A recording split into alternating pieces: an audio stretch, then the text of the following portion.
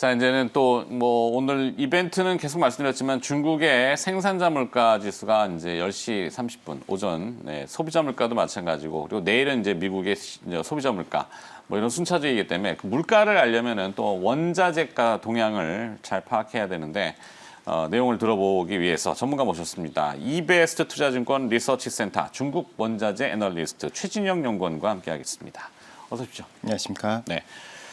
자, 지난 시간에 나오셔서 힌트를 하나 주신 게 있는데 굉장히 유용하게 잘 썼어요. 그러니까 이 인플레이션 얘기들이 많지만 공급발 인플레이션이다 이런 얘기 하셨잖아요. 예. 소비 쪽이 아직은 따라오지 않고 원자재 단에서의 어떤 그 수급이 엉켜 있는 그 포인트를 지적해 주셔서 굉장히 좀 힌트를 많이 얻어서 대단히 고맙습니다. 예.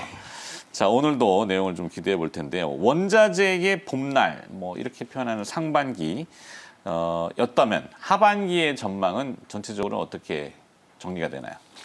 하반기에 있어서는 저희는 좀 중립적으로 접근을 갖다가 하고 있고요. 일단은 그동안 작년 하반기와 올해 있어서 상반기에 우리가 벌어들인 수익에 대해서는 이제부터는 좀 지켜야 할 때다라는 식으로 좀 접근을 갖다 보수적으로 하고 있고요. 네. 일단 그러한 부분을 갖다 살펴보면은 디맨드 측면에서 즉 수요 측면에서는 긍정적입니다. 일단 백신 접종에 있어서 가속화되는 부분들, 주요 원자재 소비국들의 백신 접종 가속화가 굉장히 두드러지거든요.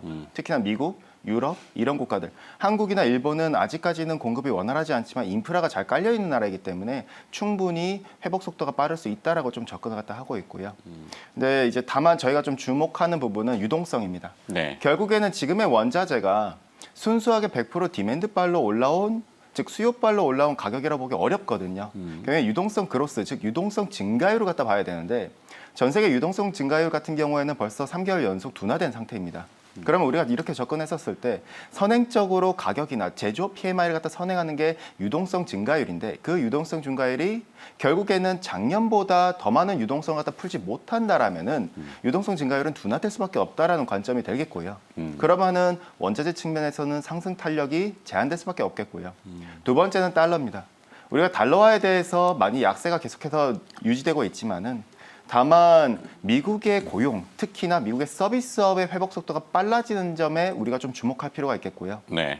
미국은 전체 고용에서 85%가 서비스업입니다. 그런데 이 서비스업의 ISM 서비스업 지수와 제조업 서비스업 지수를 갖다가 스프레드를 갖다 그렸었을 때 서비스업의 상대 성과가 굉장히 강하게 나타나면은 그 구간부터 달러화에 대해서 투기적 포지션이 점점 쌓여가거든요. 그렇기 때문에 달러와의 반등의 가능성에 대해서 우리가 주목한다면은 우리가 이 부분에 있어서 앞으로의 하반기에 있어서는 조금 쉽지 않은 장이겠구나. 올해 상반기와 작년 하반기를 갖다 기억하셨던 분들은 올해 하반기는 조금 다른 식의 스타일이다라고 접근해 주시면 될 것 같고요. 네. 그러네요. 이제 상반기에는 사실 그 공급발 쇼티지와 이제 뭐 여러 가지 이쪽이 이제 하다 보니까 시세 탄성이 막 좀 과할 정도로 과열해. 거기 이제 유동성이 막 첨가가 되니까 상반기에는 공급발 이슈였다면 하반기에는 수요 쪽이 회복은 되지만 오히려 좀 그 뭔가 이렇게 중립을 찾아가는 형태라서 원자재가 막 불나듯이 이렇게 되지는 않을 것 같다라는 전망이시군요. 그러니까 그렇기 때문에 산업별로 봤었을 때 먼저 소개를 갖다 말씀드리자면은 저희는 유동성 그로스를 갖다 추정하기 때문에 시클리컬보다는 경기 방어주 중심이 오히려 맞다라고도 접근이 되겠고요. 네. 자, 근데 또 독특한 그 분야가 원자재 쪽에 있다면은 친환경 인프라와 뭐 에너지 쪽일 것 같은데 거기에 이제 또 전기차 시대 이런 것들 때문에 에너지보다는 메탈의 시대가 다가온다 이런 표현들은 어떤 의미를 가지고 있는 거죠? 그러한 의미에 있어서는 사실 올해 상반기 때도 계속 말씀드렸다시피 원자재 슈퍼사이클이 아니라 메탈의 사이클이다라는 식으로 접근을 한 이유가요. 네. 결국에는 전기차 한 대당 들어가는 구리의 함량을 갖다 우리가 세부적으로 비교를 해본다면은 한 대당 기본적으로 50kg 이상이 들어갑니다. 그러니까 내연기관차가 23kg 들어가는데 네. 기본적으로 전기차는 기본적으로 50에서 50 이상이 들어간다고 볼 수가 있겠고요. 구리만 넣고 봤을 그렇죠. 때.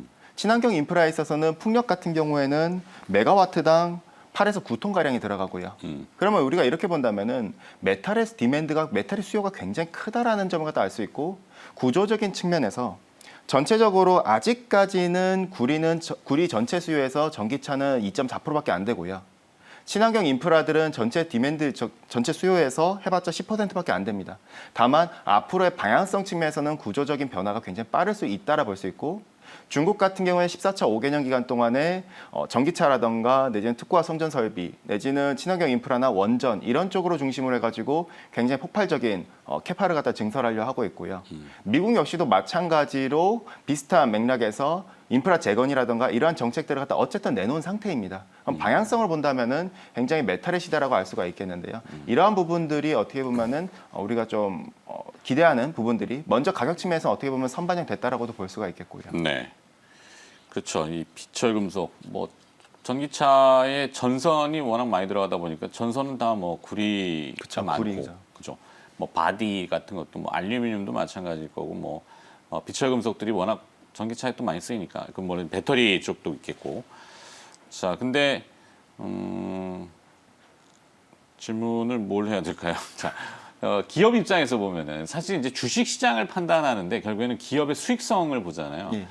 원재료 값이 가격이 올랐어요. 그러면은 기업은 이걸 판매가에다가 전이시키면은 수익성이 이제 올라가는 건데 소비자들이 그 가격을 주고 그래도 산다면은 이게 쉽지는 않은 모양이죠. 예, 일단은 뭐 저희가 추정하기로는 굉장히 어려운 부분들이 많이 노출돼 있고요. 그러니까 매크로 측면에서 먼저 접근을 갖다 하자면은 결국에는 제조업 PMI를 살펴봐야 되는데요. 네. 단순히 제조업 PMI가 올라가고 있다 해서 디맨드가 즉 수요가 올라가고 있다라고 접근하기가 상당히 어려운 부분이 제조업 PMI 안에서도 투입 가격이라는 게 있고 신규 주문이라는 게 있습니다. 네. 신규 주문은 수요라고 의미를 하겠고 투입 가격은 비용이라고 보면은 지금 추이 자체가 글로벌리하게 투입 가격은 이렇게 돼 있고 신규 주문은 이렇게 돼 있어요. 그러니까 50을 상회하면 긍정적이긴 하지만은 이 괴리가 굉장히 커졌다는 걸 우리가 알 수가 있겠고요. 결국에는 이 같은 괴리 자체가 즉 미드스트림, 즉 중간 생산자 입장에서는 상당히 가격 부담이 있다라고 볼 수가 있겠고요. 특히나 구리를 대표적으로 예를 든다면은 최근에 구리 현물 프리미엄이 계속 하락하고 있습니다. 네. 이게 무슨 의미냐면은 높은 가격 때문에 유동성 빨이 먼저 선반영된 가격 때문에 중간 생산자들 같은 경우는 이 원료를 갖다가 다 가져다가 가공을 해서 팔아봤자 마진이 굉장히 줄어들거든요. 그렇죠. 그러다 보니 가공업자는 이걸 갖다가 인도받기를 조금씩 지연하고 있고 그러다 보니 중간재를 갖다 생산하는 데 있어서 결과적으로 공급이 생산 라인의 일부가 중단되고 있고요. 이러다 보니 구리나 또는 메탈 재고들은 조금씩 쌓여가는데 네. 반대로 중간 단계에서는 공급 부족, 일명 쇼티지가 발생하고 있다는 겁니다. 즉 이 같은 부분들은 상당히 문제가 있는 게 즉 가격의 유동성이 선반영된 가격 때문이라고 볼 수가 있겠고요. 수요는 올라오고 있는 건 맞지만은 공급 측면에서 사실은 어느 정도 문제가 크게는 없습니다. 다만 이 중간단에서 높은 가격 때문에 문제점이 바로 이 같은 부분들 갖다 여실히 보여줬다라고 볼 수가 있겠고요. 그러한 부분들 때문에 사실상 비용 전가가 상당히 어려운 부분이고 특히나 대체재로도 이용이 가능하거든요. 이러한 부분들이 원자재 측면에서 향후에 즉 중간업자들의 수요가 둔화될 수 있다는 문제점도 있지만은 두 번째로는 사실상 대체재를 갖다 활용하기 위한 기업들의 노력들이 어떻게 보면은 원자재 측면에서 가격의 상단을 또 제한시키는 요인이 될 수도 있다라고 볼 수가 있겠고요. 아, 이게 계속 순환한, 그러니까 뭐 도미노처럼 나비 효과죠. 이렇게 되면 또 이렇게 되고, 이렇게 되면 이렇게 되고. 근데 이게 뭐 약간 순환적인 구조가 좀 잘 이루어지면은 사이클이 돌아가는데, 일단은 뭐 어찌됐건 간에 원자재가 너무 갑자기 급등하다 보니까 수요가 쫓아가지 못했고, 이 엉켰다는 거잖아요. 사실상 엉킨 부분들이 네. 그래서 오늘 타이틀이 이제 정상화로 가는 과정 속에서의 흔들림 이런 표현이신 것 같고 그래서 원자재는 이제 하반기 전망을 하는 건데 수요와 공급이 균형을 이루고 판매 가격에 또 정상적인 전이가 되고 소비자가 사들이고 이렇게 돼야지만이 이제 다시 또 순환하는 거잖아요. 그죠? 근데 이제 또 최근에 중국이나 미국이 만약에 수요가 정말 정상적으로 이 가격에 100% 반영된 거라면은 중국 정부가 굳이 원자재 가격을 갖다 규제하지 않았을 테고 미국 백악관은 관세를 갖다가 인하를 검토 안 했을 텐데 지금 그 두 가지 액션을 갖다 취하고 있고 가장 먼저 경기 회복 속도가 빨랐던 이 두 국가가 이렇기 때문에 저희는 수요에 대해서 점점 의구심을 품을 수밖에 없는 부분이죠. 아, 오케이. 하반기에는 결국엔 수요는 회복이 될 수 있고 뭐 코로나 백신 얘기고 뭐 이런 것들 때문에 하지만 그 시간 텀이 조금 있어야 된다라는 걸 얘기하신 거죠. 자, 국제유가 얘기를 좀 해보죠. 국제유가가 스물스물 올라와서 지금 배럴에 $70를 넘어섰습니다. WTI 기준이지만 오늘 아침 종가고 현재 제가 보는 가격은 $70 08센트 이렇게 되는데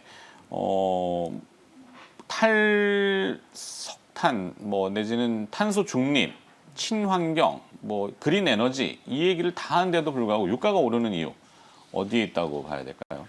일단은 유가가 오르는 이유는 크게 좀 두 가지라고 접근을 갖다 하고 있고요. 첫 번째로는 결국에는 수요가 올라오고 있는 건 분명하다. 그러니까 우리가 말하는 수요는 여기서부터 이제 드라이빙이라고 볼 수가 있겠죠. 운전이죠. 그러니까 전체 석유 소비에서 42%가 휘발유, 즉 휘발유나 이런 드라이빙 향인데 그런데 경제 재개가 되면서 백신 접종이 하면서 이 드라이빙 수요는 어쨌든 재개가 되고 있거든요. 네. 그렇기 때문에 재고 측면에서 더 감소할 것이다라는 전망이 우세해지다 보니 유가 측면에서 올라온 부분이 있을 테고요. 두 번째로는 결국에는 오펙 플러스의 점진적인 증산입니다. 그러니까 오펙 플러스가 증산을 했다라고 얘기를 하지만은 사실 증산을 하지 않았거든요. 세부적으로 살펴보면은 정확하게는 월 평균 50만 BPD를 갖다 하회하는 선상에서 점진적인 증산을 얘기를 했습니다. 그럼 이 50만이라는 숫자는 어디서 왔는가 갖다 저희가 추정해 봤을 때 하계 기간 때 오펙 플러스의 냉방용, 발전용 석유 수요라고 볼 수가 있거든요. 즉 자국의 계절적 수요만을 갖다 감안한 증산 조치였기 때문에 오펙 플러스를 제외한 국가들의 수요가 올라오는 부분을 전혀 감안을 하지 않았기 때문에 사실상 증산이 아니었다. 그러다 보니 이게 수급 측면에서 오히려 공급이 부족해지는 이러한 현상이 나타나면서 유가를 떠받들일 수 있었다라고 볼 수가 있었겠고요. 네. 수요 공급 측면이고 저기도 어차피 지금. 맞습니다. 네. 결과적으로 오펙 플러스가 어떻게 보면 눈속임을 했다라고 볼 수가 있겠죠. 참 그 돌아가는 비하인드의 그 보이지 않는 손들의 움직임은 재밌습니다. 기후 얘기 잠깐 넘어갔다가 또 시간이 되면 금으로 가겠습니다. 요즘 뭐 5월 달에 하루 걸러 하루 비 오는 거 우리가 일상생활이 됐죠. 이게 이제 엘니뇨냐 라니냐나 논란이 있습니다만 제가 봤을 때도 라니냐 쪽이 더 가까운 것 같긴 한데 라니냐발 공급 차질 우려 그래갖고 식량 자원들 이건 또 하반기에 어떻게 한 번 더 보고 계신지 전망. 저희는 일단 라니냐가 점진적으로 후퇴한다라고 좀 접근을 하고 있고요. 그러니까 이미 해수면 온도 같은 경우에는 마이너스 0.5도씨를 갖다가 하회하면은 라니냐라고 접근을 합니다. 네. 라니냐가 발생하면 기본적으로 이제 미국이라던가 남미 북부 지역이라던가 이런 쪽에서는 가뭄이 들어서 곡물단에서 공급 차질이 발생하고 네. 반대로 그 하계 기간 때는 호주나 중국 남부 지역이나 동남아에서는 폭우가 내리면서 장기화된 이제 뭐 폭우 기간이 연속되는 흐름들이 나오면서 철광석이나 석탄이나 천연고무 공급 차질이 발생하는데요. 네. 그런데 중요한 거는 해수면 온도가 벌써 마이너스 0.5도씨를 하회하다가 이제는 마이너스 0.3도씨로 올라왔거든요. 살짝 오르긴 했네요. 그렇죠. 네. 그 말즉슨 이제부터 라니냐가 점점 후퇴한다는 측면이고 IRI에서 지금 서베이 결과 이미 해수면 온도 측면에서 점진적으로 정상화가 이루어진다라고 접근을 하고 있어서 이러한 부분을 봤었을 때 우리가 그러면 라니냐발 공급 차질 우려가 점진적으로 후퇴한다라는 식으로 접근이 가능하겠고요. 네.